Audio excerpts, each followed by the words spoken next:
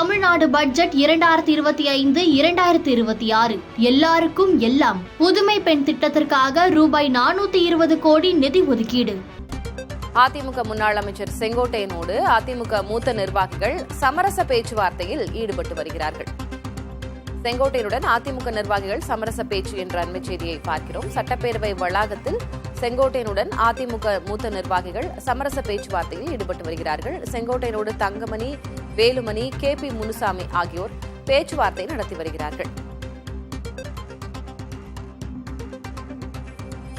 கூடுதல் விவரங்களை வழங்குவதற்காக செய்தியாளர் ரமேஷ் இணைந்திருக்கிறார். ரமேஷ், இன்றைக்கு சபாநாயகர் அப்பாவு மீதான நம்பிக்கையில்லா தீர்மானம், அதன் மீதான வாக்கெடுப்பு, செங்கோட்டையன் பங்கேற்பாரா இல்ல அவையிலிருந்து அவர் வெளியேறுவாரா போன்ற பல்வேறு கேள்விகள் இருக்கின்றன. இந்நிலையில என்ன பண்றாங்க அதிமுக மூத்த நிர்வாகிகள்? செங்கோட்டையனோடு பேசி வருகிறார்கள், சமரசம் பேசுகிறார்கள் அப்படின்ற செய்தியை பார்க்கிறோமே, என்ன நடக்கிறது? இன்று காலை சட்டமன்றம் 9:30 மணிக்கு கூடியதும் செங்கோட்டையன் அப்போது வரவில்லை. கொஞ்சம் காலதாமதமாக வந்தார். வந்த பிறகு இரண்டாவது கேள்வியாக அவர் குறிப்பாக நெடுஞ்சாலைத்துறை சார்ந்தமான கேள்விகள் நடைபெற்றது. அப்போது கோபிச்செட்டிப்பாளையத்தில் சாலை தொடர்பான கேள்வி எழுப்பினார். அதற்கு பிறகு அவர் அமைதியாக அமர்ந்திருந்தார். அதற்கு பிறகு அவர் பின்னாடி இருந்த MLA, கோவை MLA அம்மன் அர்ஜுன் மூலியமாக அவருக்கு அழைப்பு வந்தது. அவர் பின்னாடி சென்று உடுமலை ராதாகிருஷ்ணன், அதாவது MLA இருக்கக்கூடிய உடுமலை ராதாகிருஷ்ணனுடன் தனியாக பேசிவிட்டு சட்டமன்ற வளாகத்திலேயே அதிமுக MLA-க்கள் அமரும் இடத்திற்கு பின்னால் ஒரு லாபி இருக்கிறது. அங்கே சோபாக்கள் எல்லாம் இருக்கின்றன. அந்த இடத்தில் தற்போது முன்னாள் அமைச்சர்கள் தங்கமணி, வேலுமணி, KP முனுசாமி மற்றும் அதிமுக MLA-க்கள் செங்கோட்டையனுடன் பேச்சுவார்த்தை நடத்தி வருகிறார்கள். இன்னும் சற்று நேரத்தில் வாக்கெடுப்பு நடத்தும் பட்சத்தில் அந்த வாக்கெடுப்பில் பங்கேற்க வேண்டும் எனவும் கேட்டுக் கொண்டிருப்பதாக தகவல் வந்திருக்கிறது. சபாநாயகருக்கு எதிரான வாக்களிக்க வேண்டும் எனவும் அதிமுக MLA-க்கள் அனைவரும் ஒற்றுமையாக வாக்களிக்க வேண்டும் எனவும் அவர் வலியுறுத்தி இருப்பதாக தெரிகிறது.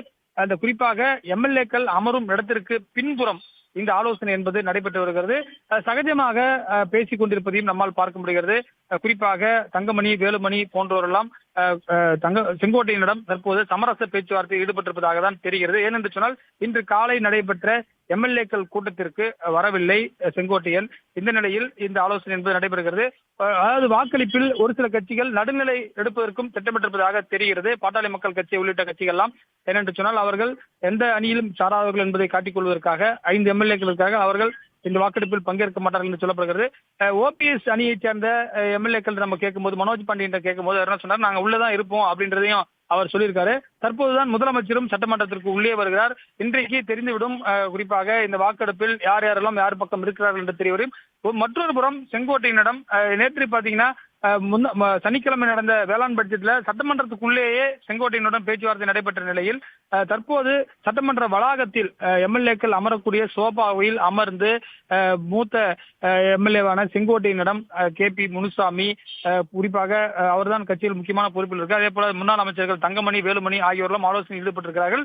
இந்த ஆலோசனைக்கு பிறகு என்ன மாதிரியான பேச்சுவார்த்தை நடைபெற்றது, சமரசம் ஏற்படுவாரா என்பது தெரிய வரும். ஏற்கனவே என்ன சொல்லப்படுதுன்னா, குறிப்பாக அமைச்சர் செங்கோட்டையன், முன்னாள் அமைச்சர் செங்கோட்டையனை பொறுத்தவரை அவருடைய மாவட்டத்தில் 2 நிர்வாகிகள் நியமனத்தில் அவருக்கு பிடிக்கவில்லை எனவும், குறிப்பாக அண்மையில் நடைபெற்ற கள ஆய்வில் அவருடைய பெயர் விடுபட்டிருப்பதாகவும் சொல்லப்பட்டிருந்த நிலையில் தற்போது அவர் அதிருப்தியாக இருக்கிறார். குறிப்பாக கடந்த சனிக்கிழமை நடைபெற்ற ஒரு பத்திரிகை நிகழ்ச்சியில் பிரதமர் மோடியை புகழ்ந்திருந்தார். எனவே இதற்கெல்லாம் முற்றுப்புள்ளி வைக்கக்கூடிய வகையில் இந்த சமரச பேச்சுவார்த்தை நடைபெற்றதாக தகவல் வெளியாக இருக்கிறது. தளபதி, நம்ம பொறுத்திருந்தே பார்க்கலாம் ரமேஷ். இன்னும் சற்று நேரத்துல நிகழ்வுகள் தொடங்கும். சபாநாயகர் அப்பாவு மீதான நம்பிக்கையில்லா தீர்மானமும் இன்னும் சற்று நேரத்தில் விவாதத்திற்கு எடுத்துக் கொள்ளப்படுகிறது. நம்ம பார்க்கலாம். உங்களுடைய தற்போதைய விவரங்களுக்கு நன்றி ரமேஷ்.